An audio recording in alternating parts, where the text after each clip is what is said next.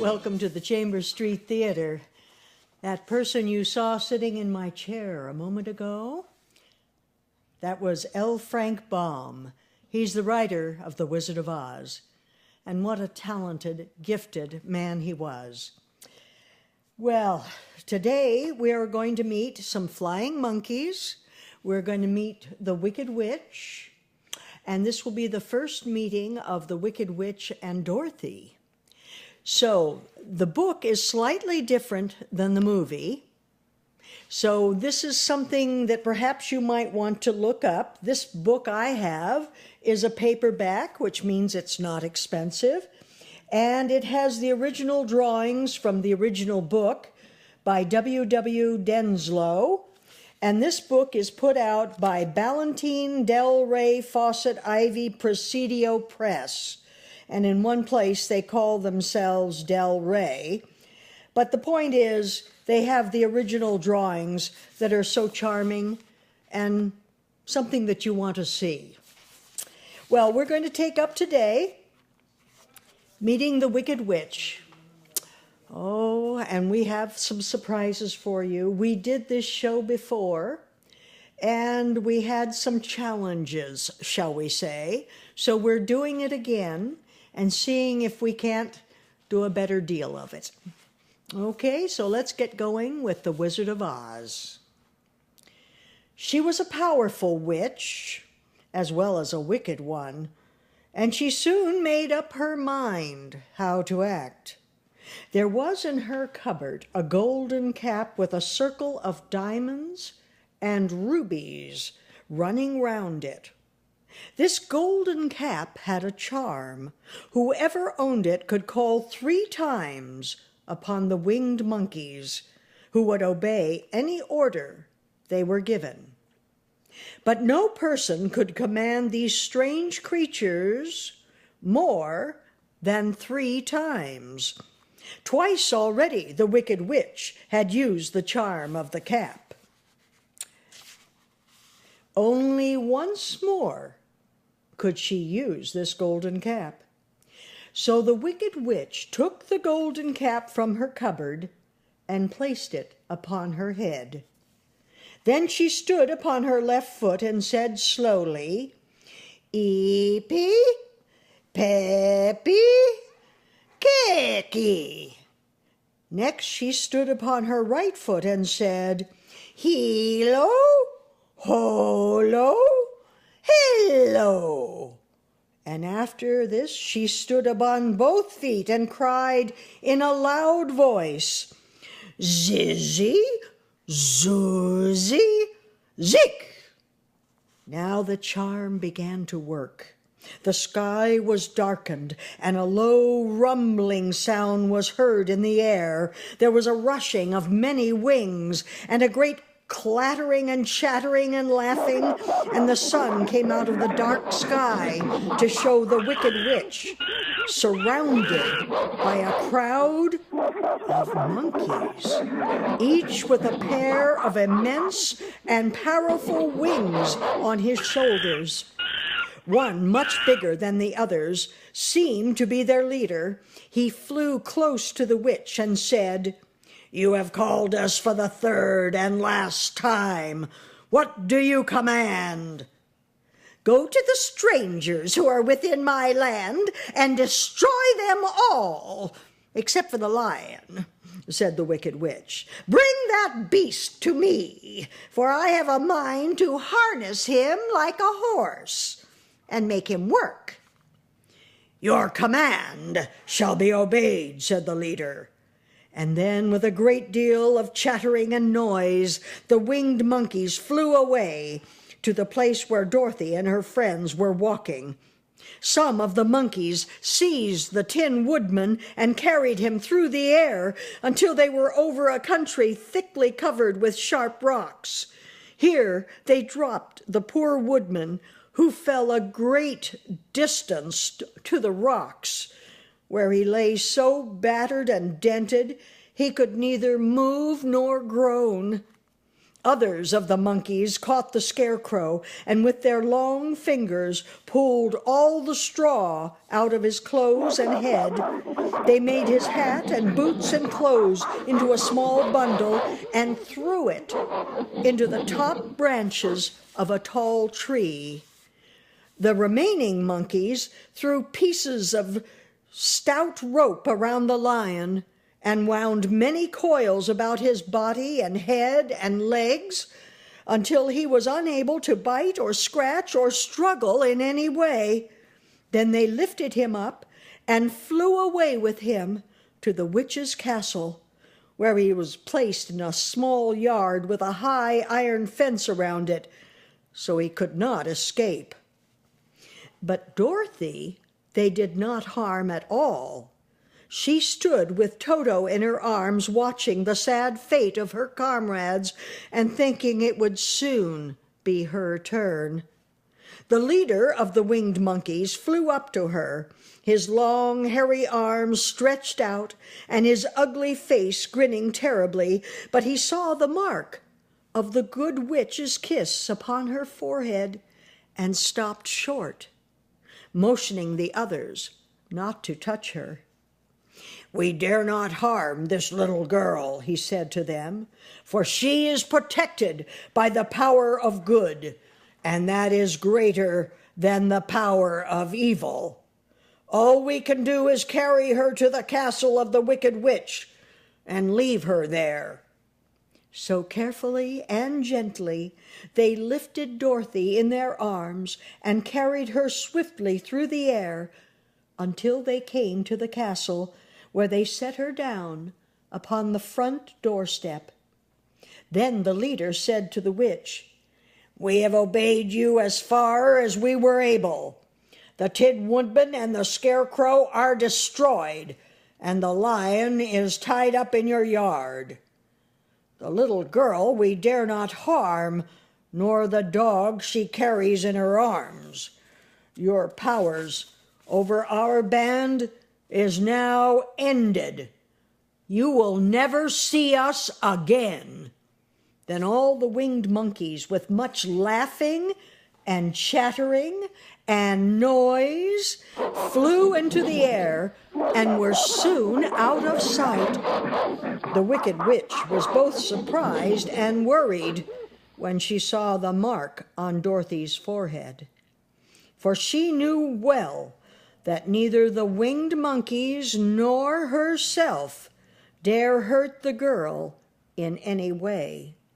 She looked at Dorothy's feet, and seeing the silver slippers began to tremble with fear, for she knew what a powerful charm belonged to them. "Come with me and see you mind everything I tell you, for if you do not, I will make an end of you, as I did the end of the Tin Woodman and the Scarecrow." Dorothy followed her through many of the beautiful rooms of the castle until they came to the kitchen, where the witch bade her clean the pots and kettles and sweep the floor and keep the fire fed with wood. Dorothy went to work meekly, with her mind made up to work as hard as she could, for she was glad the wicked witch had decided not to kill her. With Dorothy hard at work, the witch thought she would go to the courtyard and harness the cowardly lion like a horse. It would amuse her, she was sure, to make him draw her chariot wherever she wished to drive. But as she opened the gate, the lion gave a loud roar and bounded at her so fiercely that the witch was afraid and ran out and shut the gate again.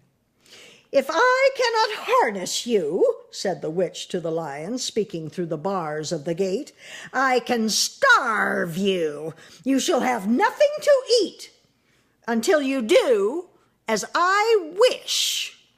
So after that, she took no food to the imprisoned lion, and every day she came to the gate at noon and asked, "Are you ready to be harnessed like a horse?" And the lion would answer, "No! If you come in this yard, I will bite you." The reason the lion did not have to do as the witch wished was that every night, while the woman was asleep, Dorothy carried him food from the cupboard. After he had eaten, he would lie down in his bed of straw, and Dorothy would lie beside him and put her head on his soft, shaggy mane, while they talked of their troubles and tried to plan some way to escape. Now the wicked witch had a great longing to have for her own the silver shoes which the girl always wore. Her bees and her crows and her wolves were lying in heaps and drying up, and she had used up all the power of the cap. But if she could get hold of the silver shoes, they would give her more power than all the things that she had lost. She watched Dorothy carefully to see if she ever took off the shoes, thinking she might steal them. But the child was so proud of her pretty shoes that she never took them off except at night when she took her bath. The witch was too much afraid of the dark to dare go in Dorothy's room at night to take the shoes, and her dread of water was greater than her fear of the dark. So she never came near when Dorothy was bathing. Indeed, the old witch never touched water, nor ever let water touch her in any way. But the wicked creature was very cunning, and she finally thought of a trick that would give her what she wanted.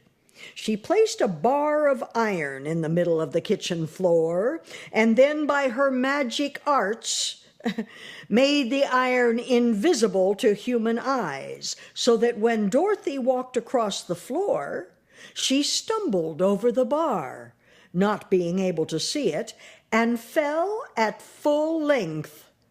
She was not much hurt, but in her fall, one of the silver shoes came off, and before she could reach it, the wicked witch snatched it away and put it on her own skinny foot.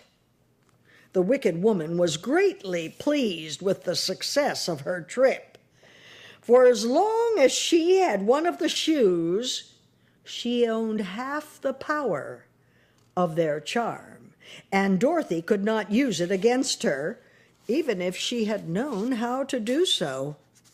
The little girl, seeing she had lost one of her pretty shoes, grew angry and said to the witch, "Give me back my shoe."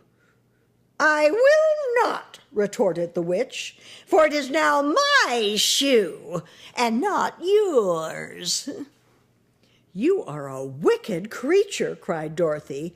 "You have no right to take my shoe from me." "I shall keep it just the same," said the witch, laughing at her, "and someday I shall get the other one, too." This made Dorothy so very angry, she picked up a bucket of water that stood near and dashed it over the witch, wetting her from head to foot. Instantly, the wicked woman gave a loud cry of fear, and then, as Dorothy looked at her in wonder, the witch began to shrink and fall away. "See what you have done!" she screamed. "In a minute I shall melt away." "Oh, I'm very sorry indeed," said Dorothy, who was truly frightened to see the witch actually melting away like brown sugar before her very eyes. "Didn't you know water would be the end of me?" asked the witch in a wailing, despairing voice. "Of course not," answered Dorothy. "How should I?" "Well, in a few minutes I shall be all melted, and you will have the castle to yourself. I have been wicked in my day, but I never thought a little girl like you would ever be able to melt me and end my wicked deeds. Look out! Here I go!" With these words, the witch fell down in a brown, melted, shapeless mass and began to spread over the clean boards of the kitchen floor. Seeing that she was really melted away to nothing, Dorothy drew another bucket of water and threw it over the mess. Then she swept it all out the door after picking out the silver shoe, which was all that was left of the old woman. She cleaned and dried it with a cloth and put it on her foot again. Then, being at last free to do as she chose, she ran out to the courtyard to tell the lion that the Wicked Witch of the West had come to an end and that they were no longer prisoners in a strange land. The Cowardly Lion was much pleased to hear that the Wicked Witch had been melted by a bucket of water, and Dorothy at once unlocked the gate of his prison and set him free. They went in together to the castle, where Dorothy's first act was to call all the Winkies together and tell them they were no longer slaves. There was great rejoicing among the yellow Winkies, for they had been made to work hard during many years for the Wicked Witch, who had always treated them with great cruelty. They kept this day as a holiday then and ever after, and spent the time feasting and dancing. "If our friends the Scarecrow and the Tin Woodman were only with us," said the lion, "I would be happy." "Don't you suppose we could rescue them?" asked the girl anxiously. "We could try," answered the lion. So they called the yellow Winkies and asked them if they would help to rescue their friends, and the Winkies said they would be delighted to do all in their power for Dorothy, who had set them free from bondage. They traveled that day and part of the next until they came to the rocky plain where the Tin Woodman lay, all battered and bent. His axe was near him, but the blade was rusted and the handle broken off short. "Are any of your people tinsmiths?" "Oh, yes, some of us are good tinsmiths," they told her. "Then bring them to me," she said. And when the tinsmiths came, bringing with them all their tools in baskets, she inquired, "Can you straighten out those dents in the Tin Woodman and bend him back into shape again and solder him together where he is broken?" The tinsmiths looked at the woodman, looked him over carefully, and then answered that they thought they could mend him, and so he would be good as ever. So they set to work in one of the big yellow rooms of the castle and worked for 3 days and 4 nights, hammering and twisting and bending and soldering and polishing and pounding the legs and body and head of the Tin Woodman, until at last he was straightened out into his old form, and his joints worked as well as ever. To be sure, there were several patches on him, but the tinsmiths did a good job, and the woodman was not a vain man, and he did not mind the patches at all. "If we only had the Scarecrow with us again," said the Tin Woodman when Dorothy had finished telling him everything that had happened, "I should be very happy." "We must try to find him," said the girl. So she called the Winkies to help her, and they walked all that day and part of the next until they came to the tall tree, in the branches of which the winged monkeys had tossed the Scarecrow's clothes. It was a very tall tree, and the trunk was so smooth that no one could climb it. But the woodman said at once, "I'll chop it down, and then we can get the Scarecrow's clothes." As soon as he had spoken, the Tin Woodman began to chop, and in a short time the tree fell over with a crash. And when the Scarecrow's clothes fell out of the branches, and then they rolled on the ground, Dorothy picked them up and had the Winkies carry them back to the castle, where they were stuffed with nice, clean straw. And behold, there was the Scarecrow, as good as ever, thanking them over and over for saving him. "We must go back to Oz and claim his promise." "Yes," said the Woodman, "at last I shall get my heart." "And I shall get my brains," added the Scarecrow. "And I shall get my courage," said the Lion. "And I shall get back to Kansas," cried Dorothy joyfully. "Oh, let us start for the Emerald City tomorrow." "Suppose we call the field mice," she suggested. "They could probably tell us the way to the Emerald City." "To be sure they could," cried the Scarecrow. "Why didn't we think of that before?" Dorothy blew the little whistle she had always carried about her neck since the Queen of the Mice had given it to her. In a few minutes they heard the pattering of tiny feet, and many the small gray mice came running up to her. Among them was the Queen herself, who asked in her squeaky little voice, "What can I do for my friends?" "Can you tell us where the Emerald City is?" "Why don't you use the charm of the cap and call the winged monkeys to you? They will carry you to Oz in less than an hour." "I didn't know there was a charm," answered Dorothy in surprise. "What is it?"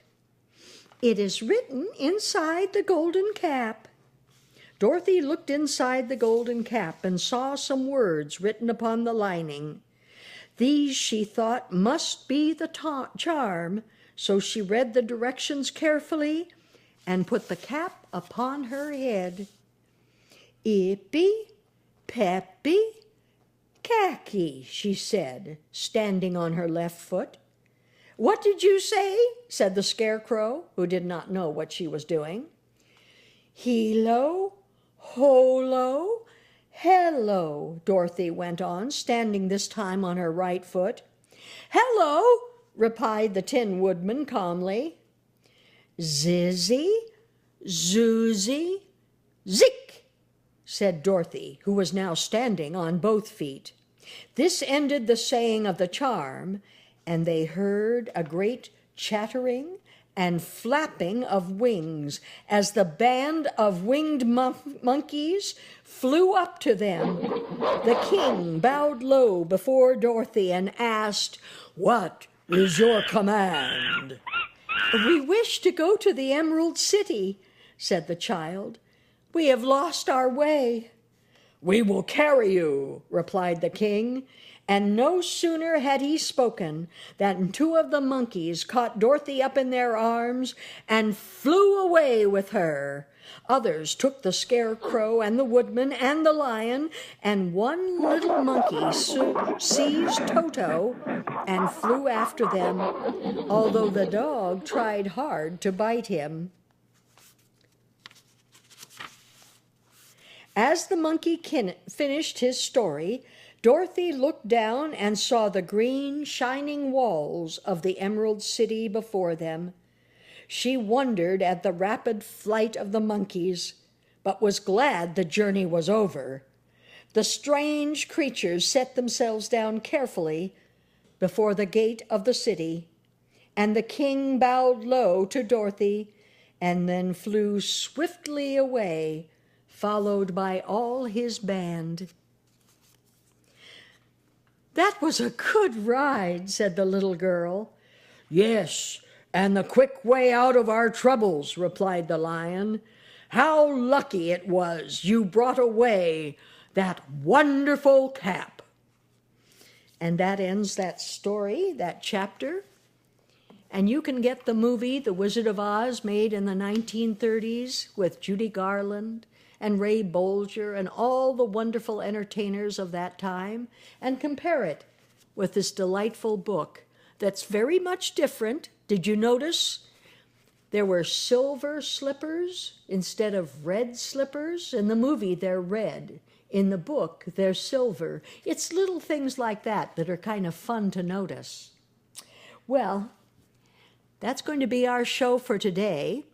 There's a new movie out now called Oz, the Great and Powerful that seems to lack some of the story that was so strong in the original Baum books. It has a lot of special effects, although very often the special effects don't blend together, so that one effect will be very different from another effect, And of course, Oz isn't a very admirable person. It's one thing to be a bit of a trickster, and it's another thing to be a lying fraud who cheats people.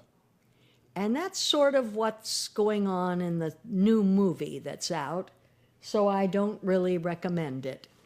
I suggest you go back to the old movie with Judy Garland from the 1930s, and I suggest you go back to the Baum books and read them as a family, maybe different people taking different voices, and do a little sharing, and maybe a little family reading. Once again, this paperback book is very good because it has all the old illustrations from the original book, and it's in an inexpensive paperback by Del Rey, although it might be under Ballantine. So that's our show for today. And thank you for joining us. This is our second chance at what we call the Monkeys Show. And I want to thank the good people in the control room. We have Alex Silva-Satter and Bryce Parker. And today we have a guest watching our show from the control room, Lance. I don't know his last name yet, but we're glad he's here. And maybe he'll be joining us on the crew in the future. Well, bye-bye for now. Blessings to all.